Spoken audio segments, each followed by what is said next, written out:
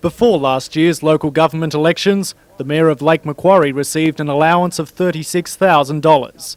A week after becoming Mayor, Doug Carley was granted $53,000, and now, 12 months later, that allowance has jumped again by $3,000. Sitting at the helm of 800 staff and an $85 million budget, Alderman Carley says he deserves at least that much, particularly when compared to what those in the private sector are earning. Others who have taken on a responsibility similar to mine are being paid far more than I'm being paid. They're being paid in anywhere between $200,000 plus. With the exception of Newcastle's Lord Mayor, who received $64,000, the annual allowances of most Hunter Council leaders are around the $20,000 mark. This latest rise at the lake has not been wholly welcomed. Alderman Mark Booth believes it's undeserved and poorly timed. Under these economic situation that we're in at the moment, it's just not justified and it's not called for. Too many people are hurting. Alderman Carley wants to see the Mayor's allowance eventually be equal to a state parliamentary backbencher's salary, currently around $64,000, and he believes the ratepayers also see these rises as justifiable. Stinks. I don't object to it anyhow. I disagree because I still think that under his previous salary was good because he still gets a lot of freebies. While opinions are divided in Lake Macquarie, Cessnock Mayor Marie Callaghan has made sure that no such controversy brews in her city by proposing that her allowance remains unchanged for this year at $25,000. Alderman Callaghan says she made this proposal to set an example to the rest of the council staff in these hard economic times. Scott Bevan, NBN News.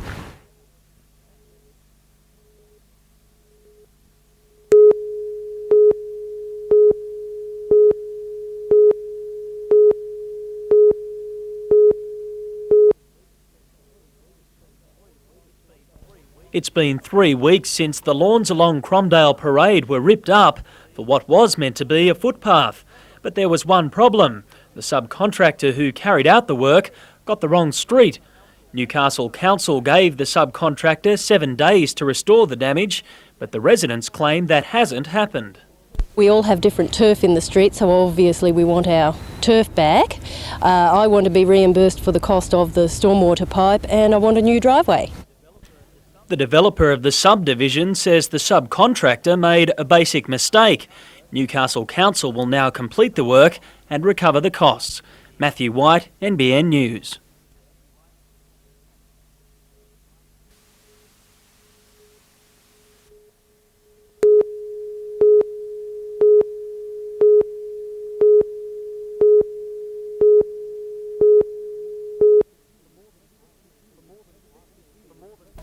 For more than 60 years, artists have been treading the boards of the Civic Theatre.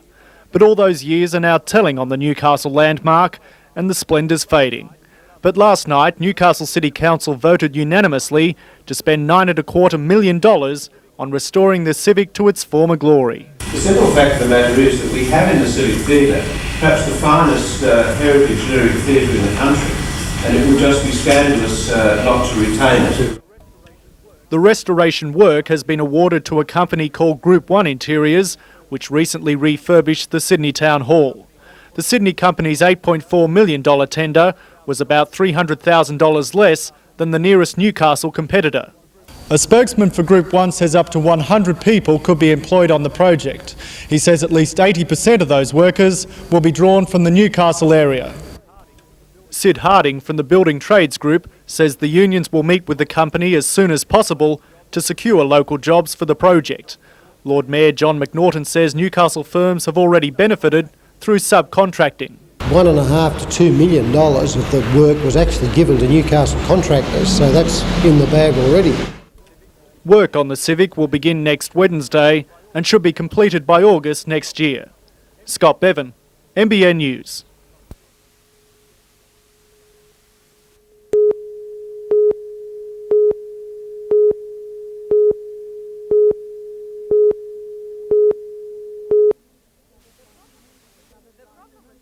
The problem was discovered last Monday when a train was derailed while it was being shunted to a maintenance depot at Punchbowl in Sydney. The crack was discovered in a part known as a bogie. Boss of Ganninan's, John Fitzgerald, confirmed that the fault has been found in 11 carriages. He says the trains affected have been recalled. They're being fitted with new parts. There are almost 300 Tangara trains in service. Technical staff are evaluating the extent of the problem. Representatives from the Japanese design company Nippon Sharyo will visit Sydney this week to inspect the fault. Jane Anderson, NBN News.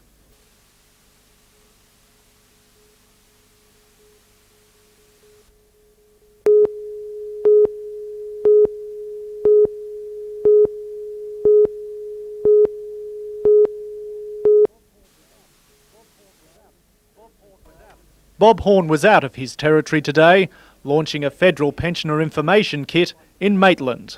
If that doesn't sound like the sort of work Shire presidents usually do, you're probably right. For Councillor Horn is also the ALP's candidate for the federal seat of Paterson, and the aspiring MP was on the campaign trail. You don't get elected purely on what you do in the few weeks leading up to an election. It's what you've done in your public life over the year or a longer period than that. Port Stephens Shire President for the past year, Bob Horn was last night re-elected to the top job, and with that came a 50% jump in the allowance from $20,000 to $30,000. Councillor Horn says the raise is reasonable. I do nothing else. My total income last year was my allowance as Shire President, $20,000. While Councillor Horn may be campaigning for the next federal election, whenever that is, he says the hours he puts in on Shire work means he's a full-time president. Scott Bevan, NBN News.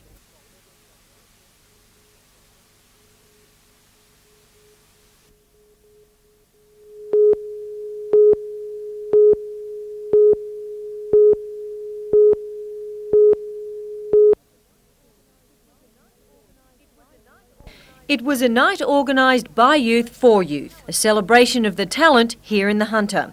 Part of the statewide Youth Arts and Skills Festival, the evening's agenda was as varied as the individuals involved. Heading the bill, a group called Bangers and Smash, more than a dozen drummers combining for a massive sight and sound display.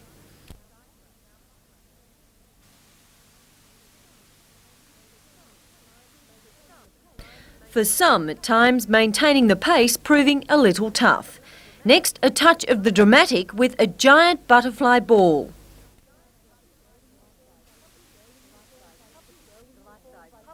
The life-size puppet show was performed by students from New Lambton Primary School. Then a treat for the ecologically conscious, a recyclable fashion parade. With a slant for evening wear, all outfits were made from recycled materials including cardboard and plastic. And giving some musical flavour was Dante's Icebox, the Morissette High Band combining heavy sounds with an impressive light show.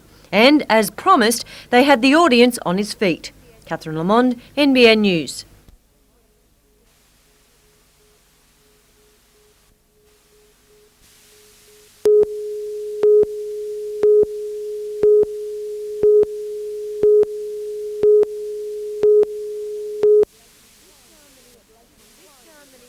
This ceremony at Lake Macquarie was one of two held in the region today. It was a pat on the back for our senior citizens for countless hours of service to other people and community organisations such as scouting and sporting groups. Most of these recipients are over 75 and still going strong. Lorna Hewson is one such person. 9 years ago, she set up the Hunter's first stroke club. Today, there are 13 in the region. The now popular Stroke Olympics was her idea, and she's written 2 books on how to overcome the condition. Her dedication stems from personal experience. While working in the field of physiotherapy, she suffered a stroke. But the stroke and age have been no barrier to Lorna. She's just returned from New Zealand where she worked with stroke groups. While there, she was caught in a cyclone which swept the island.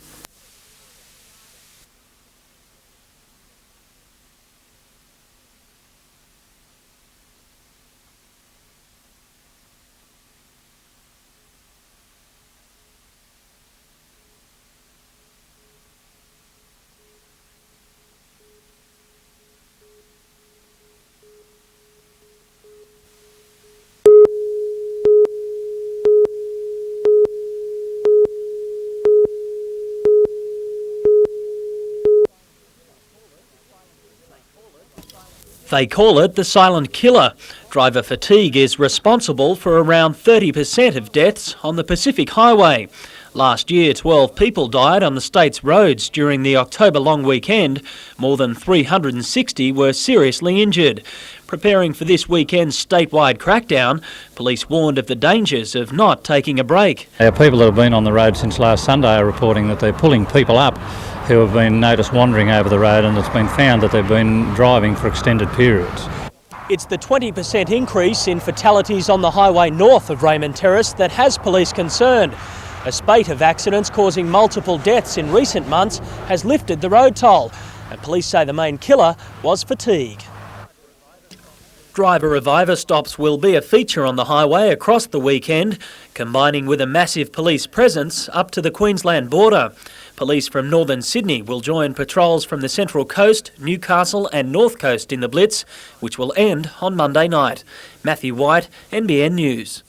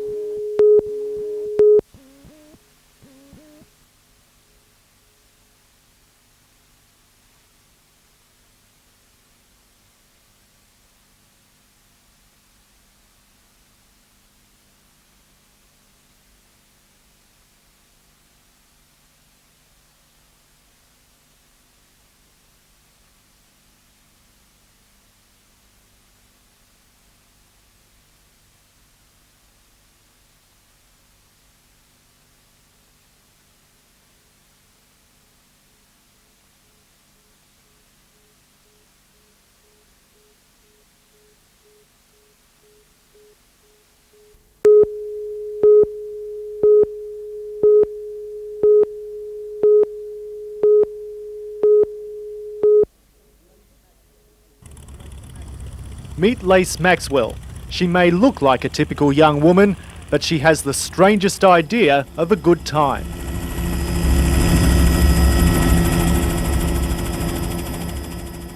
It's a tiger moth's wing, so probably anything to get into a tiger, it has to be on a tiger as well. But surely in the cockpit would be preferable to standing on a wing? Not at all. Once you're up there, you realise that you have no cockpit destroying the view for you. You've got a 360-degree view. You're above the prop wash and the engine noise, and it's just fantastic up there. Fantastic for Lace, maybe. For the rest of us, it'd be time for a wing and a prayer. Even the tiger moth on which Lace struts her stuff seems reluctant to get in the air with her. Lace's stunts will be one of the high points, quite literally, this weekend at the 9th gathering of the Eagles Air Show. Among the other features, the Roulette's aerobatics team and the Great Tiger Moth Air Race, attracting 30 biplanes from all over Australia. Just after World War II, you could buy a tiger moth for £100. Now, to secure your own little piece of flying history, it'll set you back $90,000. Everyone's fascinated with the old era, colourful, exciting. It's like the TCMG. They remind us of very, very happy times in our youth. 15,000 are expected to attend the air show, and through her daring, Lace is keen to share with every single spectator a little of what she experiences in the wild blue yonder. I'm thinking if you could bottle the happiness up there, you'd be very, very wealthy. It's just a fantastic place. Scott Bevan, NBN News.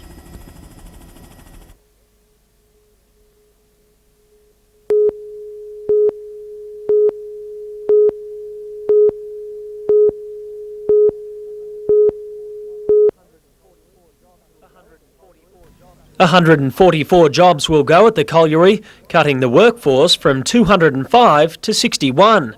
Yet again, the depressed coal market is being blamed. Basically, the action's been taken because the cost of production here has been really beyond the selling price, and also at the minute marketing conditions for steaming coal in the Hunter Valley, as I think most people would be aware, have been very tough.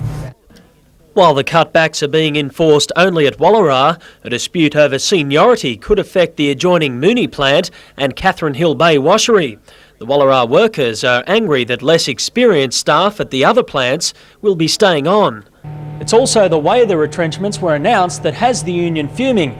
The early shift workers were told as they entered the mine this morning. At the same time, retrenchment notices were being delivered to their homes. While the colliery's future remains to be seen, the Mine Workers Federation says the overall picture is looking grim. At the moment, we're faced with some 520 odd people, and now if you want to put another 100 on top of that there, it's certainly a very critical situation we're in the north. Matthew White, NBN News.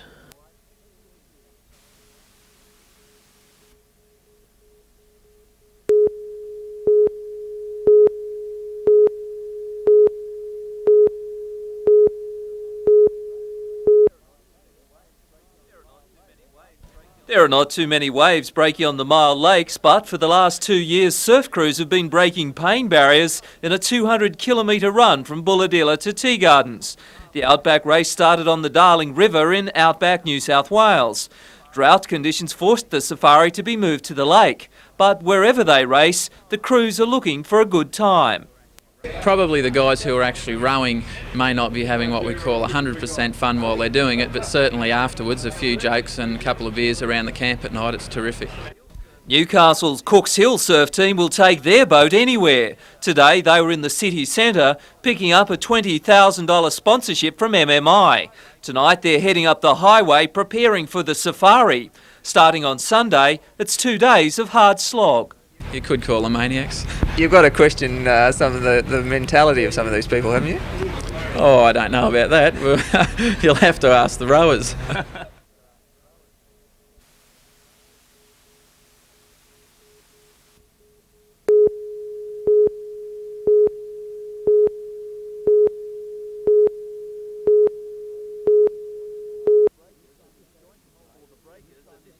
For the Breakers, a disjointed night, new signing Jason Polak was cleared to play just 7 minutes before kick-off. The Breakers fielded 3 new faces in the first game of the Steel Cities Cup.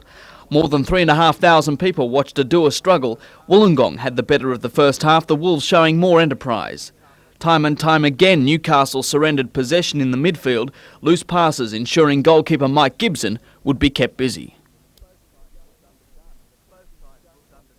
Both sides looked underdone, the finishing just not there.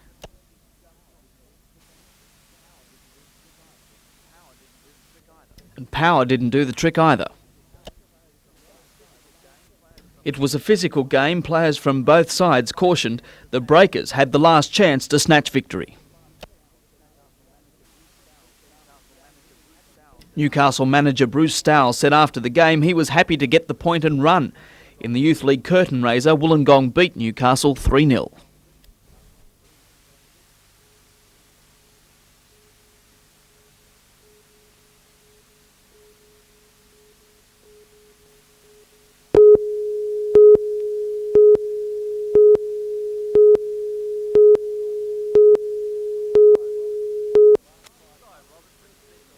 Guy Robinson has spent the last 5 months researching and compiling the booklet that he hopes will help farmers and landcare groups with their planting and caring of the native Australian tree.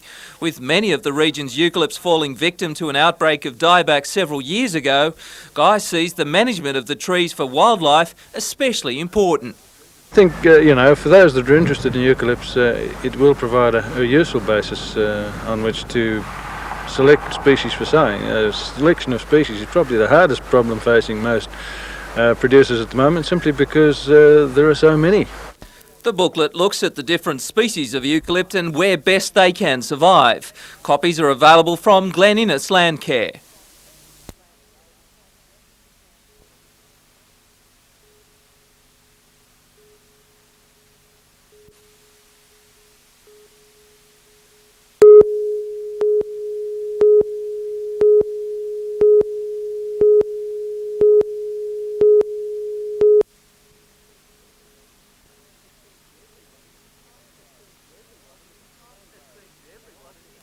It seems everyone is in party mode. At Fosterton, the streets were alive with a parade for the annual Oyster Festival. Local schools, organisations and businesses joined the fun, although some felt it was just for the kids. The Oyster Festival continues tonight with a seafood fest in Tangara. Tomorrow, more entertainment with fun runs, pet shows and a celebrity oyster eating competition, using, of course, the delicious Wallace Lake varieties.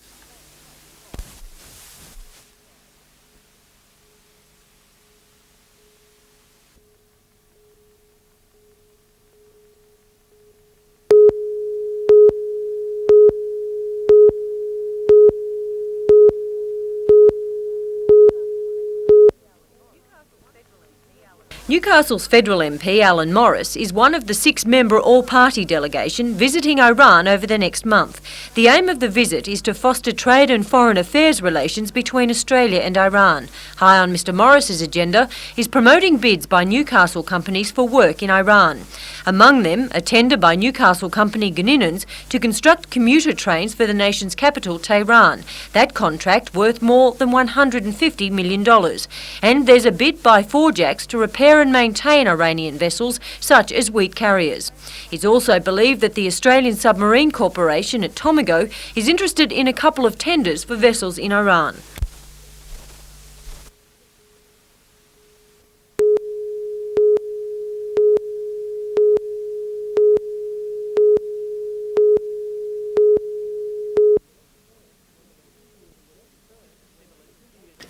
Mrs Simmerlin's fears were confirmed when she instantly recognised the severely damaged building her parents lived in. Straight away, I knew straight away that was it. I don't know why, it just couldn't be anywhere else. It was it.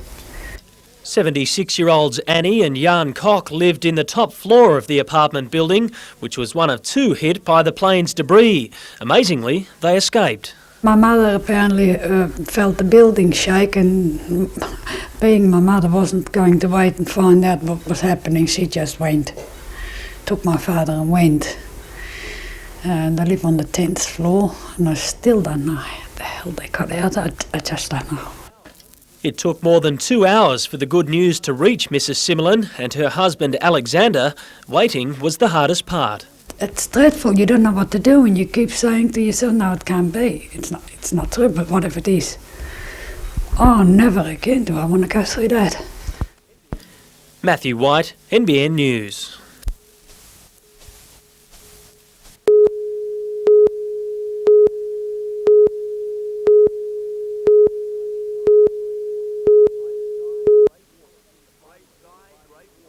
Grey sky, grey water, the finalists providing a solitary splash of colour, and for Clements it was easy being green.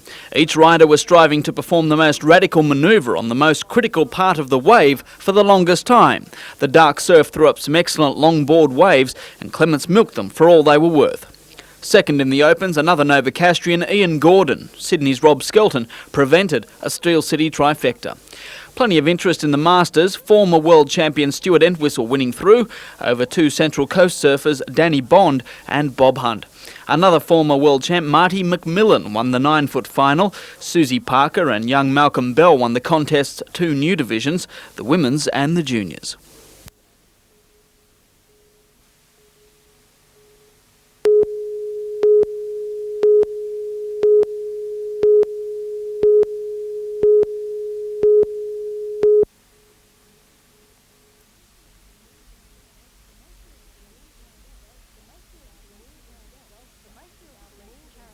The Mayfield Police Charity Golf Day is about more than golf. It's a social day. A day to make a fashion statement. A day to get golfing tips that would make even Greg Norman green with envy. And don't lift your head up now. Watch the ball next time. Do you breathe in or out when you hit the ball? It's also a day of courageous deeds. And it's all in the name of charity. Last year, the event raised $6,000 for equipment at the John Hunter Hospital. It's hoped this year will prove just as successful.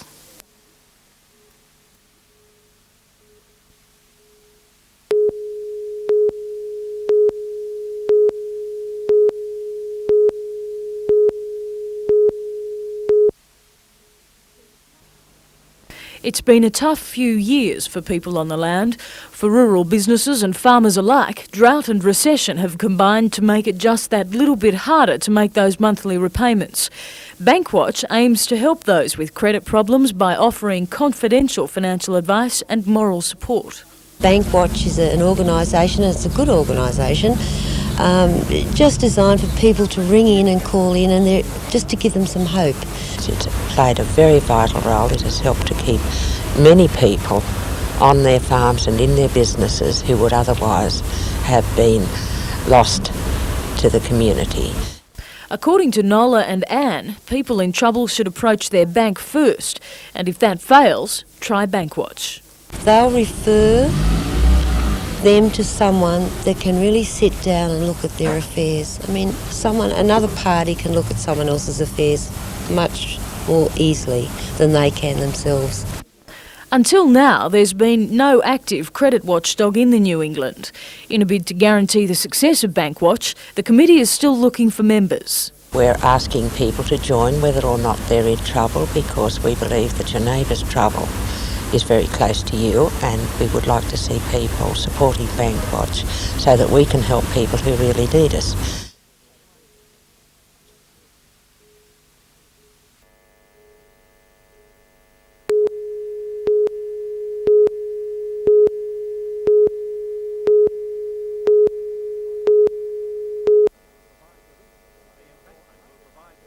The embankment will provide relief from flooding for 100 houses between the railway line and the river. 35 of them will be completely protected, with the rest helped to some degree by better drainage now constructed behind the levee. The project was financed under a floodplain management plan, with both the federal and state governments helping Muswellbrook Council in providing the $1 million it cost. 7 properties, including 2 houses and a business, had to be purchased by council to enable the levee to be built. Construction began, ironically, just as heavy rain in February brought problems for residents in the area, and work was completed in time for today's official commissioning by the Minister for Natural Resources, Ian Causley.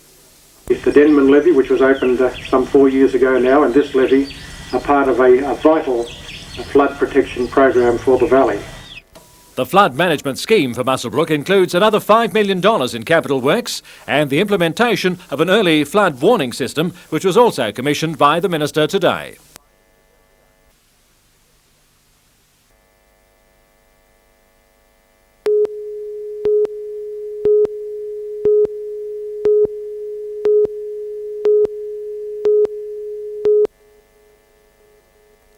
They're considered man's best friend, yet in isolated cases, dogs have acted like our worst enemy. It's wounds like these suffered by a Stockton man during a recent attack that have prompted calls for tighter dog laws. A spokesperson for Local Government Minister Jerry Peacock confirmed up sections of the Dog Act. She won't say because the Cabinet hasn't approved them yet, nor has the public had time to comment. It's believed that proposed changes include council strapping a distinctive red and yellow collar to dogs that have attacked humans or other animals. If these dogs are caught unsupervised, they could be put down almost immediately. The RSPCA's Sue Patchett believes something has to be done to control vicious dogs, but has doubts about this method. I guess I see some problems immediately with the person who lives next door to a colour-coded dog and was previously unaware of these sort of incidences. There may be some public outcry. There certainly may be some panic. I should imagine there would be people literally running and screaming in all directions, and I'm very afeard of that because the dog would react badly under those sort of situations. It would be more provoked. Both Newcastle and Lake Macquarie City Councils say they haven't been consulted yet on the tougher dog laws, but they see problems in policing them. Ms Patchett says the laws should be directed at the dog owners and not at the animals. It is all about responsible animal ownership, and now the onus is going to be placed squarely on the shoulders of those people who choose to keep vicious dogs.